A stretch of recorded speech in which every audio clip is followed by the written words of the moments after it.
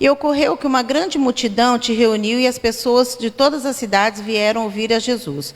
Foi quando ele lhes propôs a seguinte parábola. Eis que um semeador saiu a semear. Enquanto semeava, obrigada, irmã. Enquanto semeava a semente, parte dela caiu à beira do caminho, foi pisoteada e as aves do céu as devoraram. Outra parte caiu sobre as rochas e quando germinou as plantas secaram, pois não havia umidade suficiente. Outra parte ainda caiu entre os espinhos, que com ela cresceram e sufocaram suas plantas.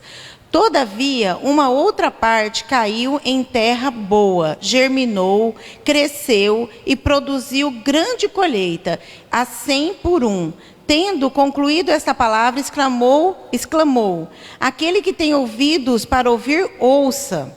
E depois continua, Jesus explica a parábola. Seus discípulos lhe perguntaram o que ele queria comunicar com aquela parábola. Ao que ele lhe replicou, a vós outros é concedido saber os mistérios do reino de Deus. Aos demais, contudo, anuncio através de parábola, para que vendo não vejam, ouvindo não compreendam.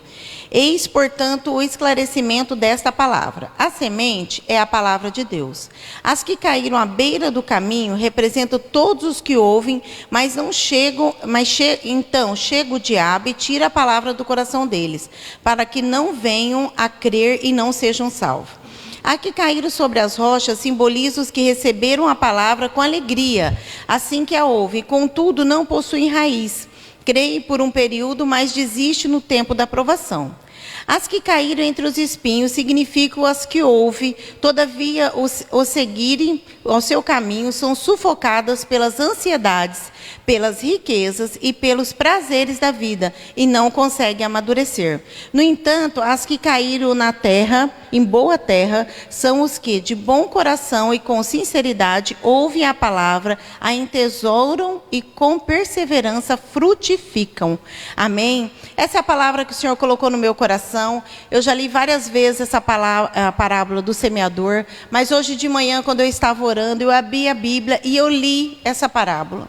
Mas quando eu li essa parábola, o Senhor me revelou algo que até então eu não tinha me atentado, né? Eu creio que é uma revelação de Deus. E esse algo que o Senhor me revelou foi na explicação de Jesus, que está no versículo 14, aonde diz assim, as que caíram entre os espinhos, que caíram entre os espinhos, ouviram, todavia, seguiram o seu caminho, são sufocadas pelas ansiedades, pelas riquezas e pelos prazeres da vida e não conseguem amadurecer.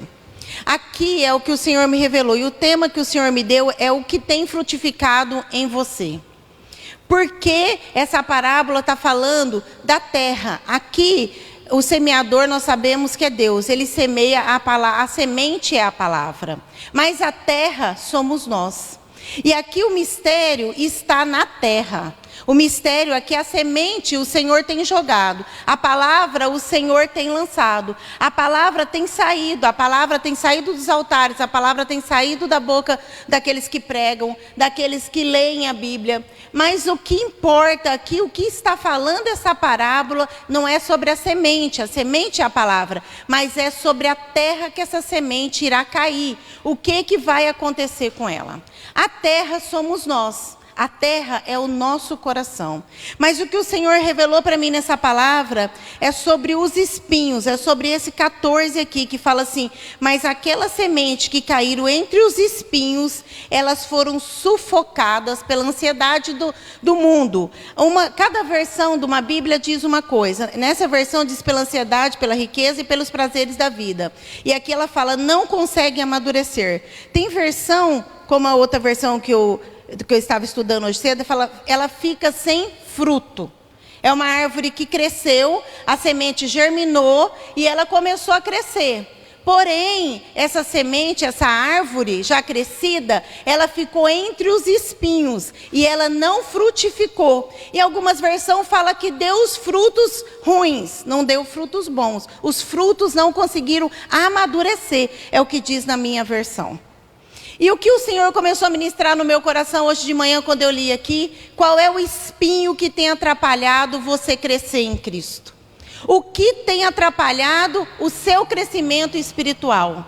O que tem atrapalhado você a crescer em Cristo? Aqui é uma pessoa que recebeu a semente da palavra de Deus e começa então a crescer. E a Bíblia diz que nós recebemos a palavra, essa pessoa recebeu a palavra e ela começou a crescer, ela formou a palavra, a semente germinou, a semente deu uma árvore, a árvore começou a crescer, mas as coisas do mundo sufocaram a árvore e ela então não conseguiu produzir frutos. Então a pergunta que o Senhor começou a ministrar no meu coração, e eu quero falar para você: o que tem sufocado o seu crescimento em Cristo? O que tem atrapalhado a sua vida espiritual? Quais são os espinhos? De repente é a sua parte financeira? De repente os espinhos que estão atrapalhando você é um casamento que você está nele e que você sente que aquele casamento está te sufocando, mas não é um casamento, é só um ajuntamento, digamos assim. Talvez isso tenha atrapalhado o seu crescimento espiritual. Que tem atrapalhado o seu crescimento espiritual? Um problema de saúde? Você não consegue conviver no meio de pessoas? Então você não consegue conviver no meio da igreja? O que tem atrapalhado você a crescer em Cristo? Porque se os espinhos não forem cortados, se você não conseguir, através da palavra, através da comunhão, cortar esses espinhos, para que você cresça, você não vai florescer e você não vai frutificar. O Senhor não quer que você fique entre os espinhos. O Senhor tem um crescimento genuíno para você, amém? E para mim também, eu recebi essa palavra. Mas as ansiedades da vida. E aqui hoje eu estava preparando essa palavra, e eu sabia que era isso que era para mim pregar, porque o Senhor tinha falado com muita clareza para mim hoje de manhã. E eu nem sabia que eu ia pregar hoje à noite. Mas eu li a palavra e eu senti a revelação. Eu cheguei no meu serviço e todo mundo estava comentando um fato que está em vários lugares, várias manchetes hoje. Uma juíza de Goiás que pediu exoneração do seu cargo. Não sei se vocês viram. Depois de 16 anos de cargo, já de carreira pública, de juiz, que ela é juíza. Eu até marquei aqui o nome dela. A juíza é a Daiane Moreira. Hoje, nesse mês de setembro, ela pede exoneração do cargo. Porque ela está seguindo uma direção de Deus. Todo mundo hoje estava impactado com a notícia. Mas como assim? Ela era uma juíza e no portal da transparência diz que o último holerite dela estava marcado 57 mil líquidos que ela recebia por mês. E ela então resolveu, seguindo uma direção de Deus, abrir mão daquele cargo para fazer o que Deus quer que ela faça. E hoje todo mundo estava comentando isso. E quando eu fui preparar essa palavra, o Senhor começou a falar no meu coração. É muito bonito fazer uma obra de Deus. Muitos querem fazer, mas renunciar, as pessoas não querem. Quando a Carol resolveu fazer missões, muita gente acha bonito, acha lindo, quem está dentro da igreja. Porque no nosso ambiente, na vida secular que eu vivo e que nós convivemos com pessoas, todo mundo acha isso um absurdo. Imagina eu deixar minha filha de 21 anos, sair de uma faculdade e fazer missões, para quê? Isso vai dar dinheiro para ela? O que ela vai viver disso? Como vai ser a vida dela? As pessoas não entendem. E hoje, quando eu estava preparando essa palavra, Deus trazia muito na minha lembrança a vida da Carol. E eu cheguei no serviço, era o assunto do dia.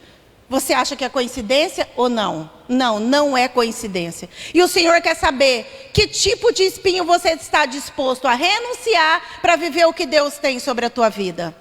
Essa mulher renunciou o salário porque ela entendeu que a família dela era mais importante. Ela tinha 2 filhas pequenas. Ela disse que orou e que Deus confirmou e ela saiu do serviço. Ninguém vai sair do serviço por causa disso, não é isso que eu estou falando, vocês estão entendendo. Mas o que você está disposto a renunciar para seguir uma ordem de Deus? É muito bonito quando nós lemos na Bíblia que Elias chama Eliseu, Eliseu renuncia tudo e sai vivendo atrás de Elias. Eliseu não ia ter salário não, Eliseu não ia ter onde morar não, Elias não prometeu nada para Eliseu não, Eliseu não foi contratado por Elias, Eliseu foi convocado por Deus. E muitas vezes, quando eu sou chamado por Deus, eu não quero renunciar a nada. Eu não quero renunciar a nada para viver uma vida com Deus. E eu deixo para trás, muitas vezes, um ministério que vai ser muito frutífero para viver uma vida secular mediana. Muitos têm trocado.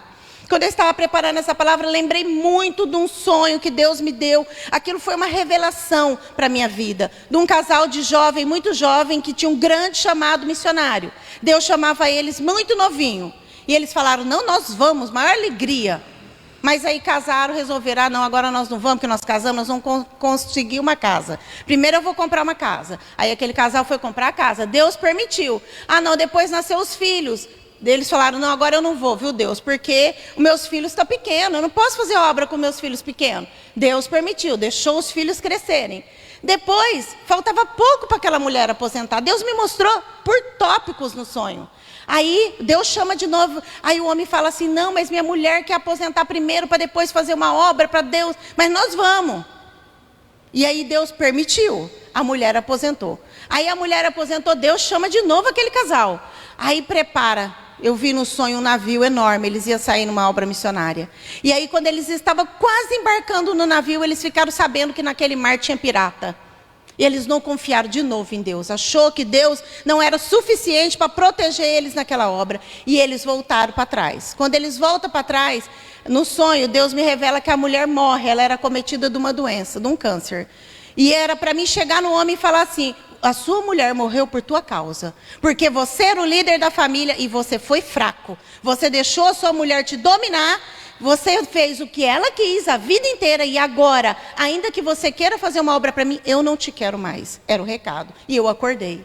Eu falei, Deus, esse sonho sou eu? Primeira coisa que eu perguntei. Ele disse, não, não é você. São várias pessoas que eu tenho chamado e tem feito isso com o meu chamado. Ele fica trocando o chamado por coisas da terra. Primeiro eu vou casar. Tudo isso nós podemos fazer. Nós casamos, nós vemos jovens aqui na igreja que casam e continuam fazendo a obra. Casam, têm filhos, continuam fazendo a obra. Mas o que o Senhor quer falar comigo e com você hoje, qual é o espinho que tem deixado você sufocado? Hoje nós vemos pessoas que não cultuam dia de semana. Você vai conversar e fala, não, mas eu trabalho muito. Eu estou muito cansado. Chega à noite eu não consigo ir para o culto. Aí você conversa com outra pessoa, não, mas sabe o que é? Eu tenho criança pequena. Eu não consigo ir para o culto. A outra fala, não, mas sabe o que é? É que eu quero comprar uma casa. Então eu estendi o meu horário de serviço. Agora eu estou trabalhando dobrado. Porque eu preciso ganhar mais. Porque eu preciso comprar uma casa. Mas depois sim, eu vou fazer uma obra para Deus. Aí depois da casa ele quer comprar o carro. Depois do carro ele tem que estudar os filhos que estão na faculdade. E depois dos filhos, te ajudar a cuidar dos netos. E o negócio não tem mais fim. Sabe por quê? Porque eu que tenho que decidir o que é prioridade na minha vida. O que é prioridade para você? O que é prioridade na tua vida? O Senhor está falando comigo desde hoje de manhã isso. O que você acha que é prioridade para você? Em Mateus, vamos lá. Que eu marquei aqui em Mateus 6.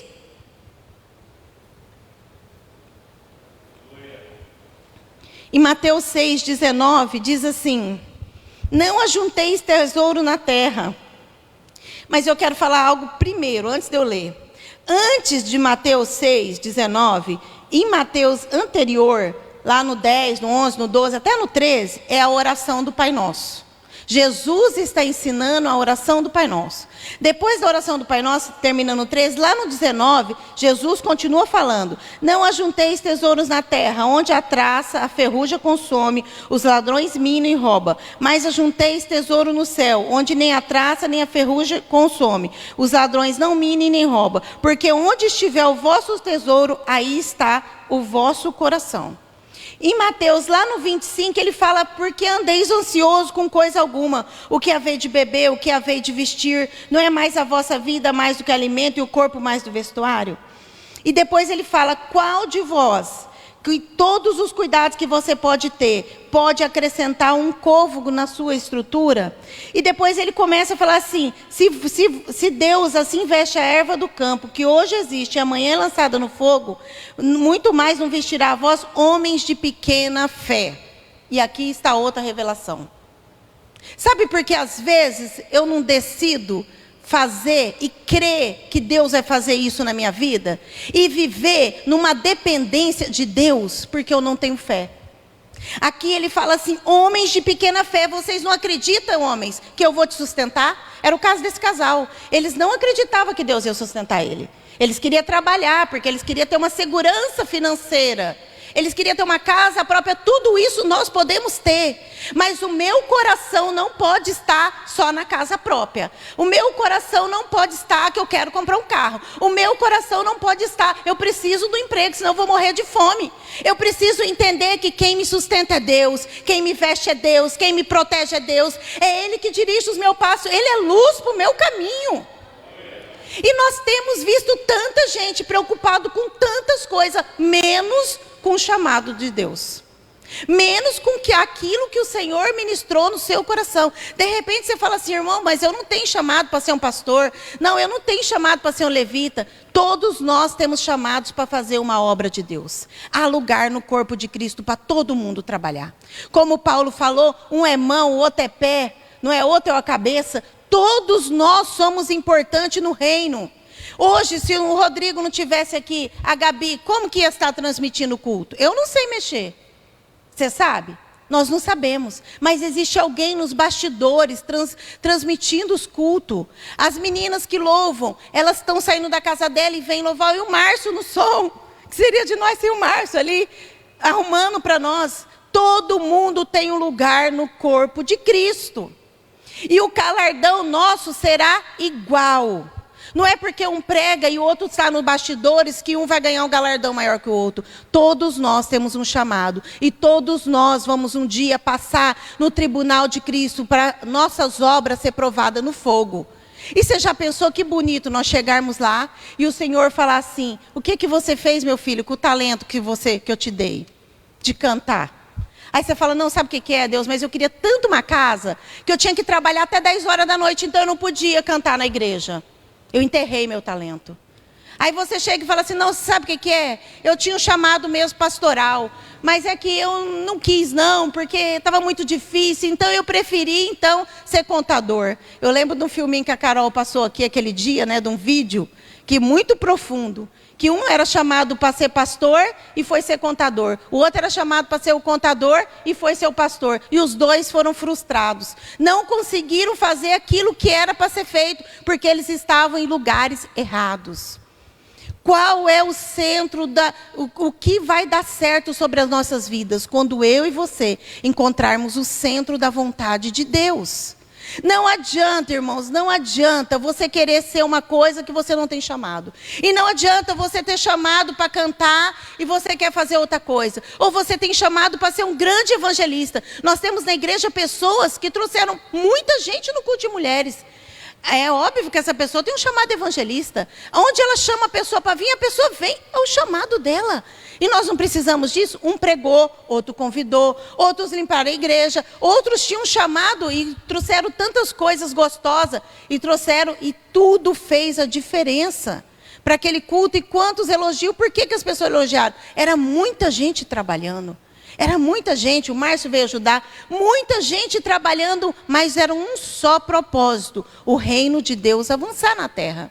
E o Senhor começou a falar muito forte comigo sobre esses espinhos que têm atrapalhado muitas árvores frutificar.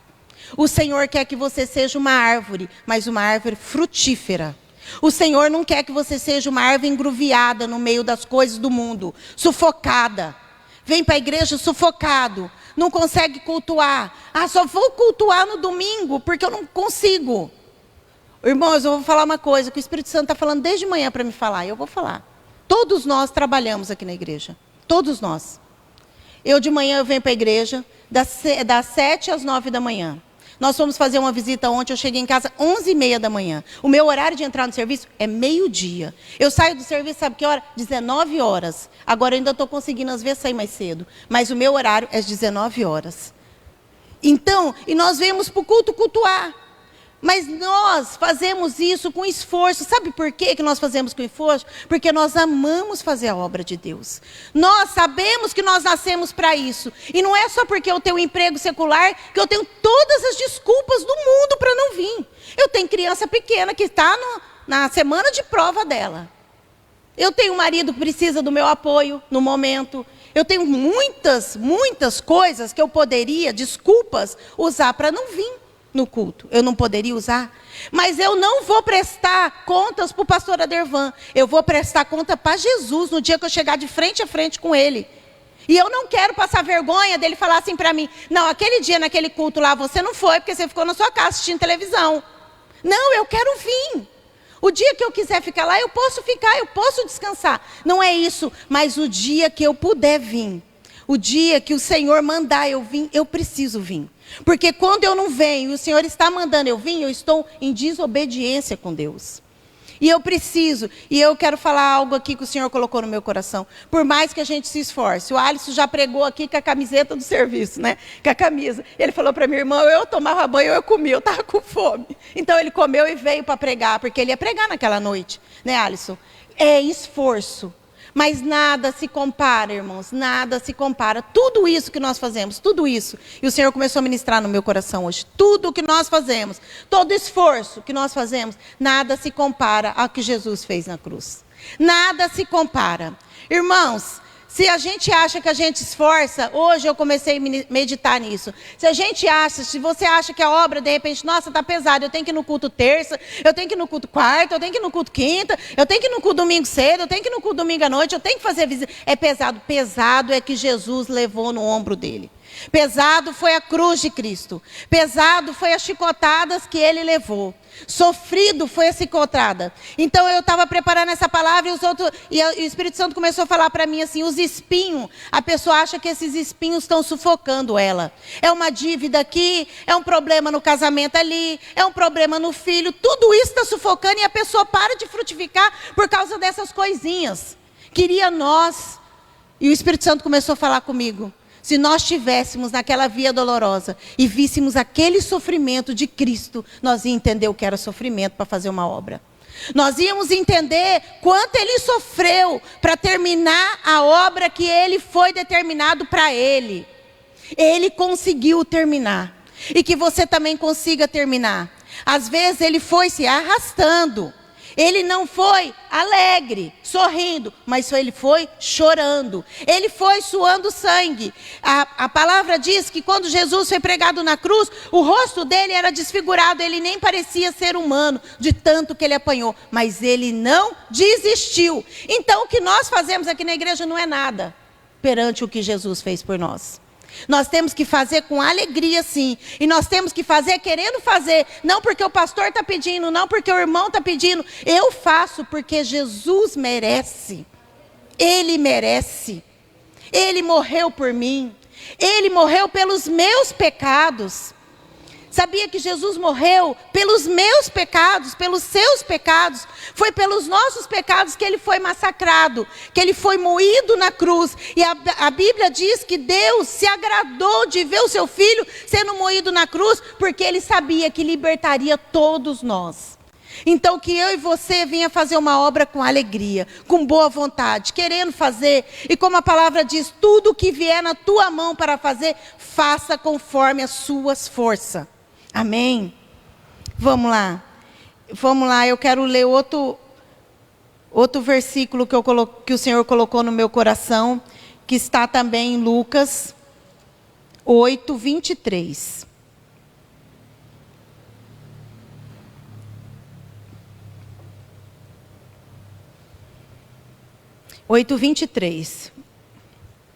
É o mesmo capítulo.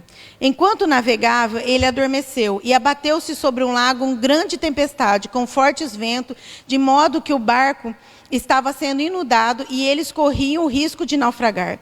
Então os discípulos correram para acordá-lo, exclamando: Mestre, mestre, estamos a ponto de morrer. Ele se levantou e repreendeu a tempestade e a violência das águas. Tudo então se acalmou e houve perfeita paz. Jesus, no entanto, dirigiu-se aos seus discípulos e indagou: onde está a vossa fé? Mas eles, amedrontados e maravilhados, interrogavam uns aos outros: quem é este que até os ventos e as ondas dá ordem e eles obedecem? Aqui, em Lucas 8, a partir do 22 até o 56, são quatro passagens que demonstram o poder de Jesus na terra. Jesus com os discípulos, ele passou por 4 coisas nesse capítulo só. Aqui, os discípulos entenderam que Jesus tinha poder sobre a natureza, porque ele repreende a fúria do vento e do mar. Então, os discípulos entenderam. E aí Jesus fala para ele assim: por que vocês ficaram com medo, homens de pequena fé? Depois sai dessa passagem aqui, vem a passagem do endemoniado de Gadareno. E ali Jesus expulsa então uma legião de demônio daquele rapaz. E aquele rapaz fica totalmente são. E a ponto daquele rapaz querer ser discípulo de Jesus. E Jesus fala: não, você fique aí. E fala o que aconteceu sobre. E nós sabemos que aquela região toda foi discipulada por aquele ex-endemoniado. Depois, aí os discípulos entenderam que Jesus tinha o poder sobre toda a legião de demônio.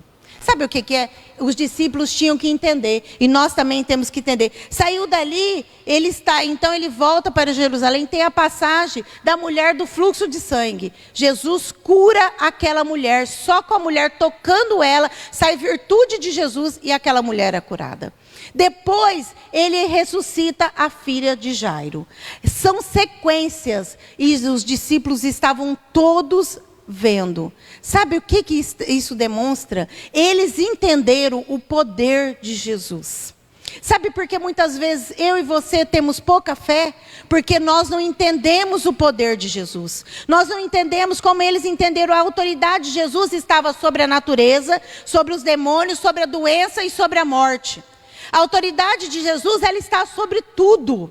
E nós ficamos tão limitados, pensando assim: mas eu tenho que trabalhar 10 anos para me ter uma casa própria.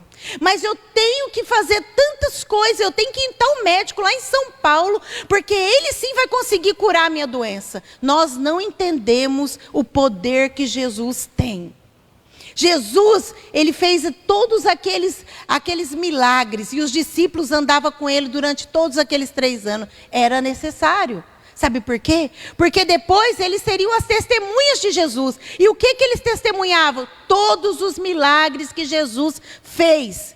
E você acha que o poder dele agora está bem abaixo? Não. Jesus tem o poder sobre todas as coisas. Então, por que você busca primeiro as coisas da terra para depois buscar o reino dos céus? A palavra diz que nós devemos buscar primeiro o reino dos céus. E depois, esse mesmo versículo que eu li aqui, Mateus 6, ele fala que primeiro, e na continuidade ele fala: mas vocês devem buscar primeiro o reino de Deus, as suas justiças e todas as demais coisas. O Senhor sabe que nós precisamos. Quando o Senhor nos chama para algo, Ele sabe tudo sobre a nossa vida, porque Ele é onisciente. Ele sabe as contas que eu tenho para pagar. Ele sabe os filhos que eu tenho para estudar. Ele sabe a minha necessidade. Ele sabe as enfermidades que eu tenho. Ele sabe tudo.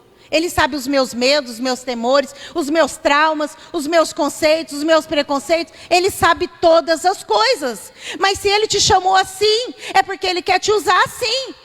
Ele vai cuidar da sua vida, Ele que vai te vestir, Ele que vai cuidar de você. E a palavra diz: por que andeis ansioso?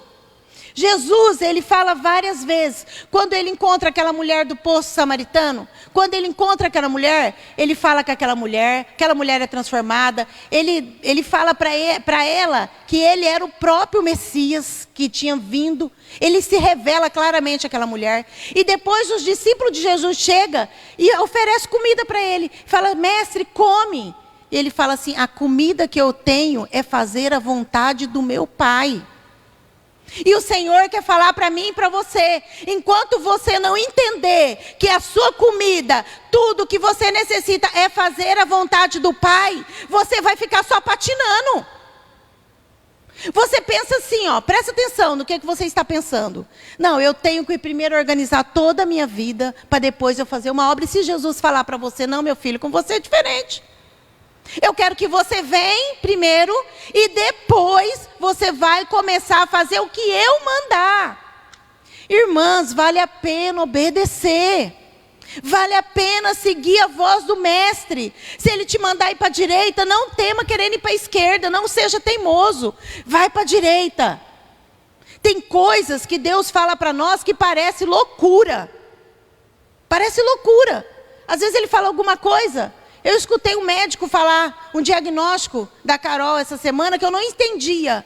E depois, quando eu fui orar, o Senhor falou, eu falei para você que a sua mente humana não entenderia o que os seus olhos estariam vendo. Eu vivi um grande milagre. Eu tenho vivido os grandes milagres. Sabe por quê? Eu creio em milagre. Eu creio em milagre. Eu creio que como aconteceu um dia em Samaria, que um dia havia fome e no outro dia havia fartura, pode acontecer na minha casa e na sua casa. Eu creio num Deus de milagre, você crê também? Por isso que Jesus o tempo inteiro fala assim, a minha vontade é fazer a vontade do meu Pai. E depois ele fala assim, ó, em João 4, não dizei vós que há 4 meses até que venha a ceifa, eu vos digo, levantai os olhos e vede as terras que já estão branco para a ceifa. E o que ceifa recebe o galardão e ajunta o fruto para a vida eterna. Assim para que assim o que semeia e o que ceifa, ambos se alegrem. E se você foi chamado para ser um ceifeiro e não para ser um contador? E se você foi chamado para ser um ceifeiro e não um advogado? E se você foi chamado para ser um pastor e não um juiz? E aí, o que você vai responder? Eu queria que a Carol fizesse medicina. Mas Deus falou com ela, e depois falou comigo, e depois falou com o Júlio, e depois falou com todo mundo em volta, que ela não faria medicina. E aí? Que plano vai seguir na tua vida, os seus ou o de Jesus? Eu quero te falar algo, se você seguir o de Jesus, ele vai ser perfeito para você. Porque a vontade de Deus é boa, perfeita e agradável. Nós sabemos que na Bíblia, quando Davi estava fazendo a vontade de Deus, Deus estava com Davi. Mas quando Davi resolve sair um pouco do centro da vontade de Deus, estava cansado de correr de Saul, ele vai para Siclag. E fica ali, faz família, e mora ali, constrói casa ali. E depois o que acontece? O inimigo vem e num dia destrói tudo. É assim quando eu saio da vontade de Deus. Eu preciso estar no centro da vontade de Deus. É onde eu vou frutificar. Você quer frutificar? Entra no centro da vontade de Deus e depois Ele vai falar para você. Ó, minha filha, você nasceu para ser isso. Ó, minha filha, você nasceu para ser contador. Você vai ser contador e você vai fazer a obra. Ó, você vai ser só pastor. E você vai ser só levita. Eu vou te sustentar. Como que eram sustentados os levitas no Antigo Testamento? Eles não tiveram parte na herança. Eles não tiveram parte na terra. Eles eram sustentados dentro do templo. Por que você acha que Deus mudou as coisas? Eu penso que não. Tem chamados para todas as maneiras. Que você aceite o chamado. Que você aceite viver da maneira que Deus quer. E muitas vezes não é da maneira que eu quero. Eu tenho tantos sonhos, né? Eu tenho tantos projetos para os meus filhos. Mas de repente os projetos que eu tenho para os meus filhos não são os projetos que Deus tem para os meus filhos. E eu preciso aceitar que Deus sabe mais do que eu. Que Deus, Ele vê lá na frente o que eu não estou vendo. E eu aceitei o chamado missionário na vida da Carol.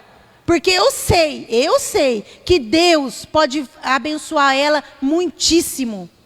Porque quando Salomão orou, Deus falou para ele, pede o que você quiser, Salomão, para mim. Ele falou, Senhor, eu preciso de sabedoria para lidar com esse povo. Aquele pedido agradou demais a Deus. Porque o povo era o povo de Deus. E Deus falou, eu vou te dar sabedoria, vou te dar riqueza e vou te dar honra. E deu paz para Salomão. Sabe o que eu vejo? Quando eu entro no centro da vontade de Deus e falo, Senhor, faz na minha vida o que o Senhor quiser. Ele pode me dar coisas que eu nunca vou conseguir trabalhando, nem que seja 50 anos de trabalho. Então que eu e você, que ainda somos jovens, eu já estou mais velha, tá? Mas você que é jovem e que tem um chamado de Deus, não espere aposentar para fazer não, tá? Obedeça, porque é melhor obedecer do que sacrificar. Faça tudo o que Deus mandar você fazer, não a sua ideia, tá? E nem o que você viu na internet, como o Alisson pregou aqui. Muitas vezes você vê alguém falando alguma coisa na internet, e fala, eu vou pegar essa palavra aqui, que essa palavra é para mim. Não, Deus não é Deus de confusão. Deus, Ele fala na palavra, como o Alisson falou aqui, a palavra é a nossa bússola. A palavra é a minha direção. A palavra, ela diz para onde eu vou.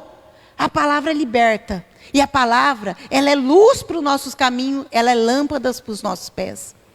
Não queira fazer as coisas da maneira que você quer, mas queira fazer as coisas da maneira que Deus quer.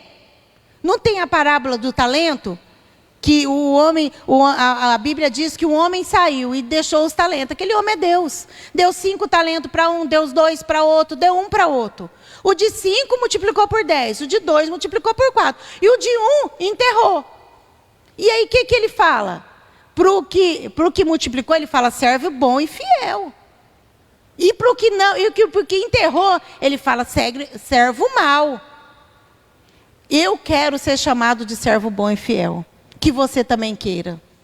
Que você queira pegar esse talento que Deus te deu e falar: Deus, o Senhor me deu esse talento aqui. Aonde o Senhor quer que eu planto este talento aqui? É igual uma árvore, gente. Não adianta eu pegar uma parreira que é lá do sul e querer plantar ela no calor de Três Lagoas. Ela pode, se eu cuidar muito dela, ela pode até dar umas uvinhas, né? Tudo amarga. É assim. Existe uma terra certa para a planta certa. Existe um lugar certo para você desenvolver o seu ministério. É no centro da vontade de Deus. Não é na igreja que eu quero, é na igreja que Deus quer para mim. Não é do jeito que eu quero, é do jeito que Deus quer. Amém? Você entendeu essa palavra? E esses espinhos sufocaram aquela planta. Esses espinhos. Mas que você seja essa terra boa, que ela rende, né? 30, 60 e 100%. Essa terra boa. Essa terra é o seu coração. Essa terra é o meu coração. Amém? Senhor, meu Deus e meu Pai. A tua palavra foi ministrada, Senhor, nessa noite. Que o teu Espírito Santo, que testifica, venha testificar em cada coração o que o Senhor quer falar. Senhor, meu Deus e meu Pai, tudo é do Senhor. Pai, a nossa vida somos do Senhor, nós somos teus, Senhor. Faz de nós o instrumento da tua graça. Não nos deixa, Senhor, desviar nem para a direita, nem para a esquerda, Senhor. Mas que nós venhamos ser plantados no centro da tua vontade.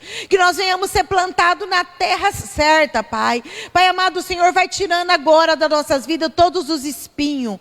Tudo aquilo que atrapalha. Tudo aquilo, Senhor, que atrapalha nós fazermos a tua obra, tudo aquilo que atrapalha nós termos comunhão no corpo de Cristo, tudo aquilo que atrapalha nós cultuarmos, Senhor. Senhor, meu Deus e meu Pai, vai quebrando todo impedimento agora, todo tipo de confusão, todo tipo de barreira, todo tipo de atrapalho, todo pensamento que não vem do Senhor, ó Pai, todo pensamento do mundo, Pai, todo pensamento mudando, Senhor, que a nossa mente seja formada em Ti, Senhor. Vai mudando os nossos conceitos, muda os nossos preconceitos, tira preconceito de dentro de nós, coloca, Senhor, conceitos celestiais. Ó Pai amado, Senhor, nós estamos nesse mundo, Senhor, mas nós não somos daqui. Que o nosso coração, Senhor, venha ser tocado pelo Teu Espírito, que a nossa mente venha ser renovada pelas Tuas promessas. Senhor, meu Deus e meu Pai, que nós não venhamos enterrar os nossos talentos, que nós não venhamos ter medo de fazer aquilo que o Senhor está mandando, mas que nós venhamos entender o Teu chamado, Senhor, nos dedicar ao Teu chamado, que nós venhamos ser como Eliseu, Senhor, que aceitou o chamado e foi na hora exata, que não atrasou, que não pediu tempo, que não pediu conselho para ninguém, mas que ele entendeu o Teu chamado, ele entendeu a Tua voz, ele não teve medo, ele teve ousadia no Espírito e ele foi viver, Senhor, e fez uma grande obra. Senhor, meu Deus e meu Pai, nos ajude, Jesus, ajude a Tua igreja, ajude os Teus filhos, vai tirando todo pensamento só terreno, Senhor, que os nossos olhos sejam voltados para o Senhor, que nós não venhamos olhar só para o raso, que nós não venhamos olhar só para a nossa vida cotidiana, mas que nós venhamos pensar na eternidade, que os nossos pensamentos venham ser movidos, Senhor, pela eternidade, Pai. Pai, que nós venhamos ganhar tesouros no céu, que nós venhamos angariar tesouros no céu, que todo tipo de conceito errado que tem sobre a nossa vida seja arrancado pela raiz. Pai, seja por educação errada, seja por ensinamento errado, seja por palavra lançada, seja por pessoas que nos educaram de uma maneira, mas o Senhor quer que nós vivemos de outra maneira. Senhor, que nós venhamos ouvir a tua voz, que nós venhamos cumprir esse chamado, e que nós venhamos ser, Senhor, totalmente voltado e estar impactado no centro da tua vontade, que é onde nós vamos frutificar. Senhor, meu Deus e meu Pai, nos torna uma árvore frutífera, Senhor, que tudo aquilo que atrapalha, Senhor, que tudo aquilo que vem para atrapalhar, como, Senhor, uma planta, quando vem pulgão nela, Senhor, e vem para contaminar, e vem para as folhas ficar engruviadas, e vem para o fruto ficar podre. Senhor, meu Deus e meu Pai, vai jogando agora e queimando esses pulgão dessas plantas, Pai, que vem contaminando desde a raiz, e vai saindo lá nas folhas, e os frutos, Senhor, vem ser podre, que ninguém pode comer. Senhor, não, Senhor, nós não queremos ser essa planta. Senhor, meu Deus e meu Pai, vai queimando tudo que nos atrapalha, vai queimando tudo que nos contamina, vai queimando toda forma de pecado que quer nos enredar, Senhor. Tira de nós, Senhor, nós queremos ser uma planta saudável. Senhor, nós queremos ser essa árvore frutífera, nós queremos ter o fruto, Senhor, saudável, nós queremos ter dentro de nós o fruto do teu Espírito Santo, nós queremos ser pessoas cheias de paz, cheias de amor, cheias de alegria. Vai tirando de nós tudo aquilo que é carne, Pai, tudo aquilo que não convém, e nos leva, Senhor, ao centro da tua vontade.